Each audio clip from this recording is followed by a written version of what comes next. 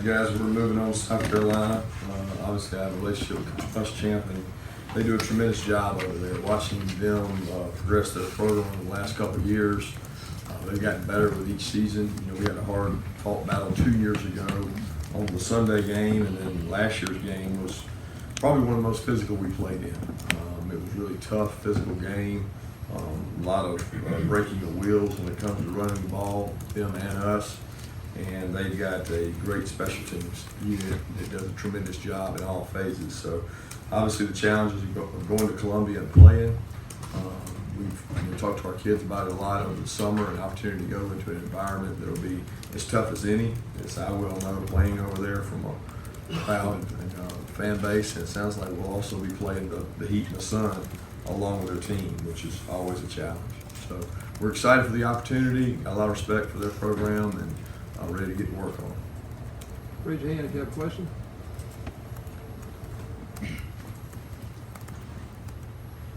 Kirby, after looking at the film of Saturday, how would you assess the way DeAndre, Elijah, Brian ran the ball, and what must y'all do better to have that kind of success that y'all did 2 years ago over there?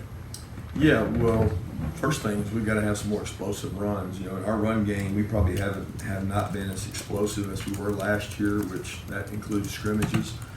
We didn't have the number of explosive runs you might have expected Saturday. I'm not going to say those guys ran the ball poorly. They ran the ball hard, but they probably missed the hole a couple of times and probably a little impatient at some times, staying behind their blocking schemes and trying to bounce things out when we've got to commit to keeping it inside. But they would be the first to tell you that. As a matter of fact, a couple of them came off the field and said they missed it at the time. But their effort was there. They continue to work hard with good ball security, and we can have a positive running game. Coach, obviously Brian McClendon is another new wrinkle in this whole thing. Were you able to learn much from the first game? And I'm just curious about you guys' personal relationship. I know you've crossed paths a few times.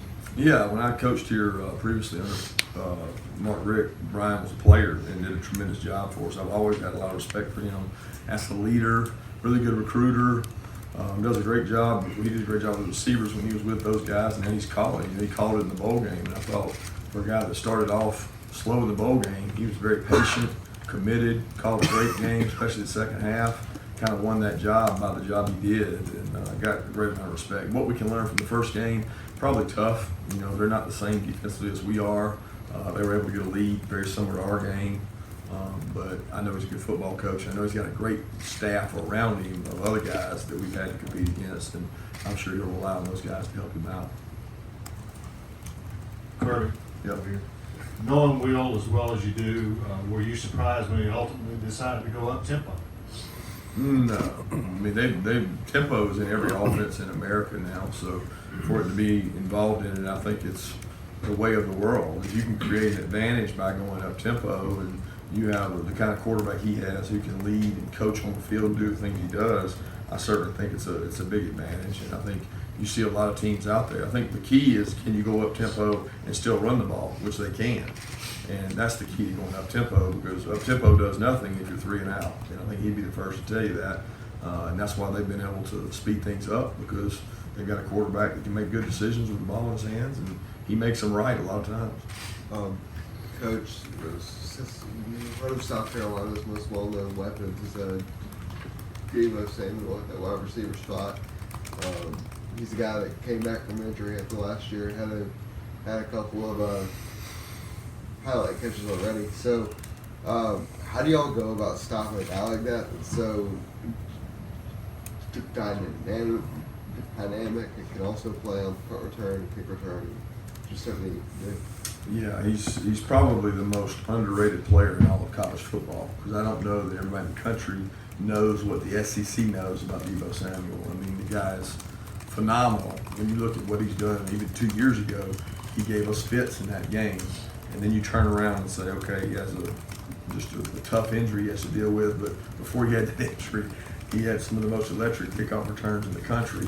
You see what he's already done in this game, in one game, how explosive he's been at whether it's running back, receiver, and they're creative in ways to find getting him the ball. I mean, he's a 10-touch guy a game, 15-touch guy a game. They're going to find ways to get him the ball through the screen game, the return game, handing it to him. He's an electric football player that's extremely powerful, confident, hard to tackle, and he'll be a key guy for us. You got to get him on the ground when he gets the ball, because you don't ever know when it's going to him. Coach, what's your thoughts on the play of the offensive line this past week and the biggest challenge they're going to be facing against South Carolina? Yeah, I didn't think the conditioning was where it needed to be, and I told those guys that. I thought that at times they did some good things. The team they were playing was probably overmatched in a lot of the situations they were in. Pleased with assignments, pleased with communication, but we got a whole new ball game this week. They're going to be playing bigger, more physical guys. It's going to be loud. They got to do a better job creating movement, and they got to do a better job of second level blocking, getting to the second level and protecting our ball carriers down the field and covering down, which takes more effort.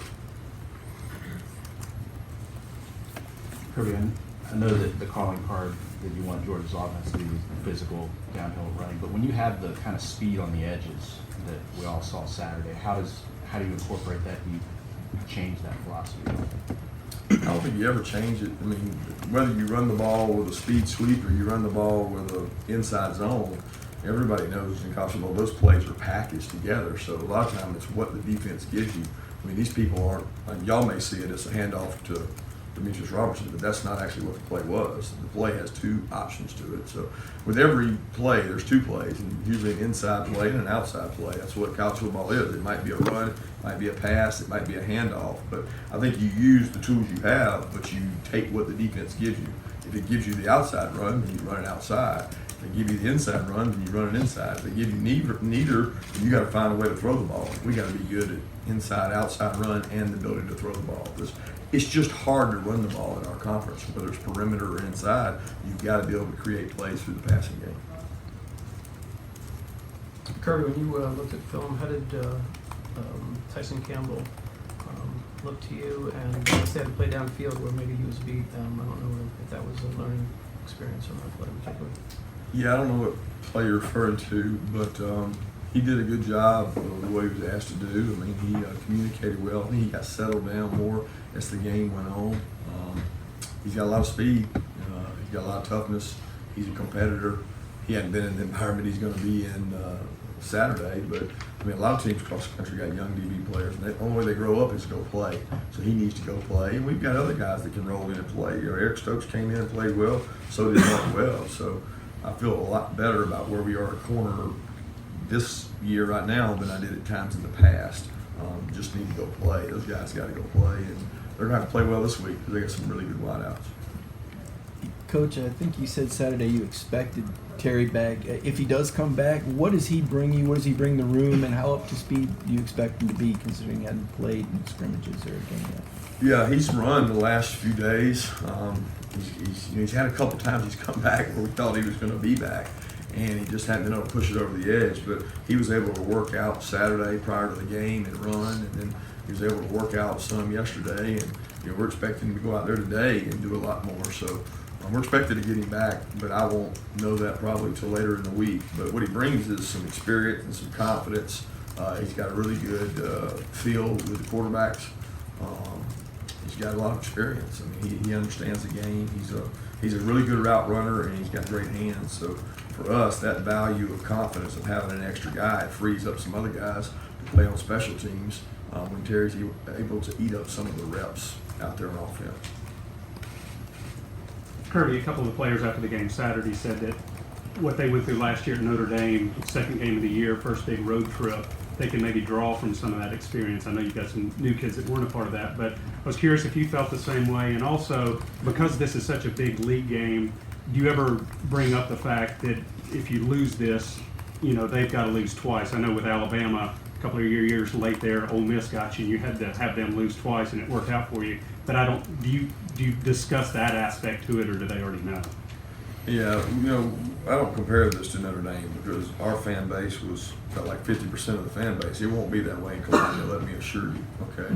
Their fan base will be turned out and have a lot of people there. So that environment probably is not a good analogy for what we're going into, because I know, I've been there, I understand. Not a lot of our guys have, because the last time we played there was a Sunday. But all things considered, that's not what's important for our team. What's important for our team is how we practice today, how they listen to the scout report, and what they prepare for. You guys are focused on the game, we're focused on today, trying to get ready for practice.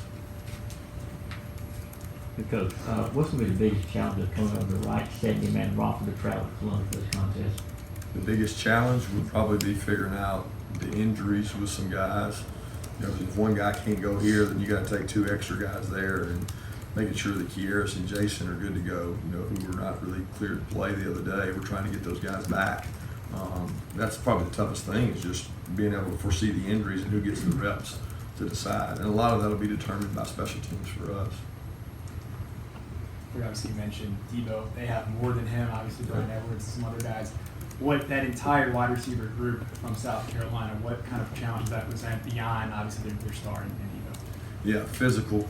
They're big, they're physical. They throw the ball vertically down the field. I think Jake Bentley does a tremendous job of throwing the touch passes, throwing fade routes, throwing vertical patterns, and they catch them at a high percentage. I think you look back over the last few games, they've hit a lot of those long balls, and they've got big wide outs to do it with. And they're committed to the run game to the point where you can't sit there and cover up the pass the whole time. So they take their shots, you got to cover them, and be the same way for them against us. I mean, it's a game can be a simple game when you get down to it. You got to make plays when you get an opportunity. Kirby, you mentioned early in the season y'all have been in search of your leaders for this year's team. How much closer did you get to learning who those leaders are, and how important will that be going on the road to a hostile environment on Saturday? Yeah, I think those guys start to come to the forefront. You get adversity. We didn't have a lot of adversity Saturday, but leading up to the week practice, there's guys starting to rear their heads, guys that practice hard all the time, guys that step up and speak after practice or speak, before the game. I think we're starting to get some guys to show some of those qualities, but it's the same guys you would expect, and that's what we expect, and we want to continue to develop that, but a lot of that true leadership doesn't show until things get tough. Kirby, just curious what you got out of Jacob Mar's performance on Saturday, and how big is that going to be going into this season? Yeah, I think it's good to get a game under his belt. He's a tremendous talent. He works hard day in and day out. He probably had some adrenaline pumping, and he launched a couple that ended up going in the end zone, but it's hard to predict from how far he was punting that was going to happen. I just hope, given the opportunity to do some sky kicks, he can do it with good percentages of getting them down like Cam did. And those probably weren't fair to judge him off of because we weren't telling him to sky those.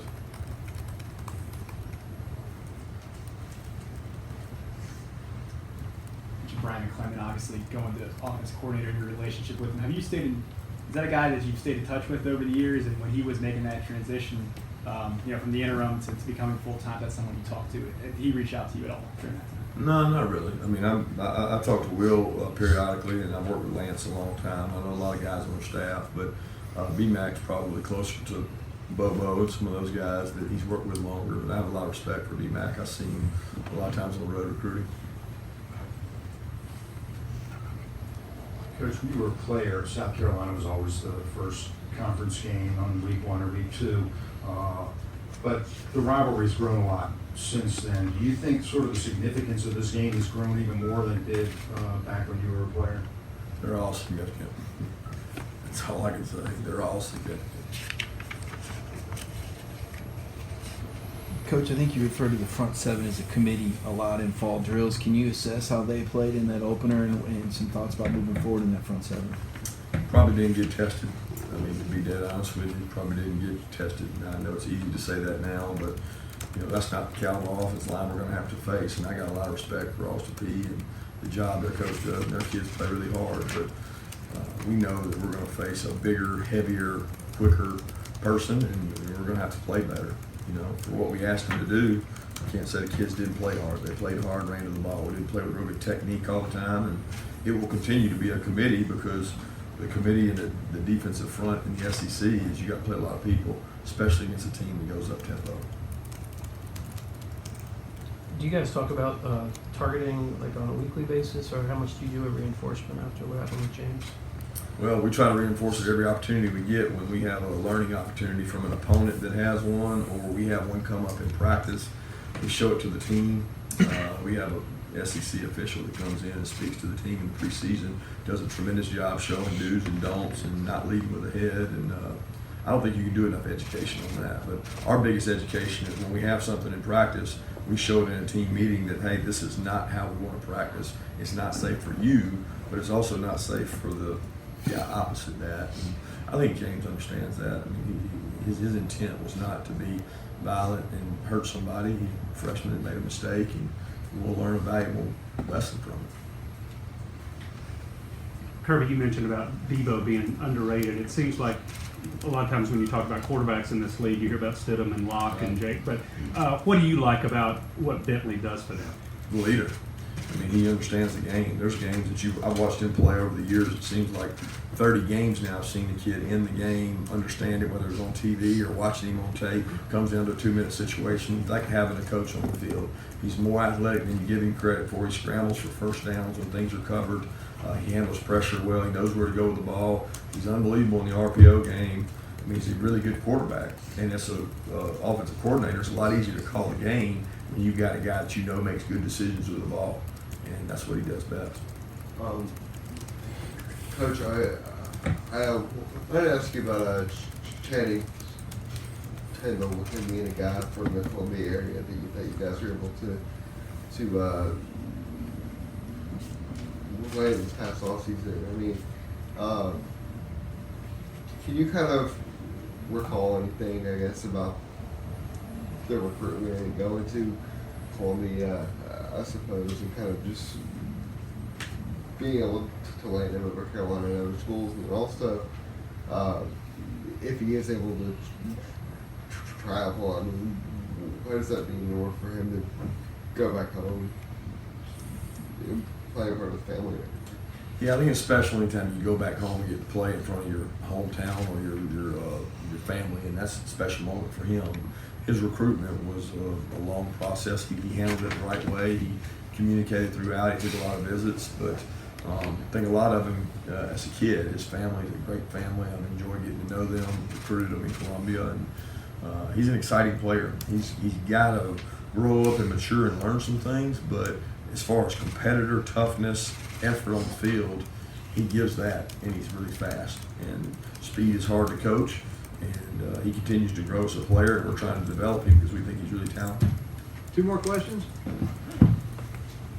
Kirby, I guess I'll be the one to ask about the quarterbacks this week. I guess Justin came in 4th series or so and then played a good bit. Is there a plan per se for him, or where Jake start and then the game will dictate what you do after that?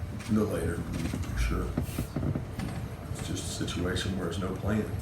You know, we got to go how things go and how the flow of the game goes. And they probably did a good job Saturday in the game, handled things well. But I don't know what this game's going to dictate, what this game's going to bring. So we'll see. Last question, anybody? All right. At this time last year, you guys were getting ready for Notre Dame. You didn't really know what you would see from Fromm. He stepped up to the plate. On Saturday, Fromm was asked, hey, have you talked to Field at all about handling such a big environment? Have you heard them speak at all about it? Have you heard Fromm giving any advice for Saturday's game? No, I'm not been privy to any of those conversations, but I know all camp they room together and they're around each other every day in meetings, but I'm not privy to their conversations among each other. But they're both great kids. They're both UGA fans. They both pull for us and they compete hard against each other, but they're pulling the team in the right direction. That's one thing I'll say about both those kids. They just want to make our team better, and they've done that by how they've competed. Thanks.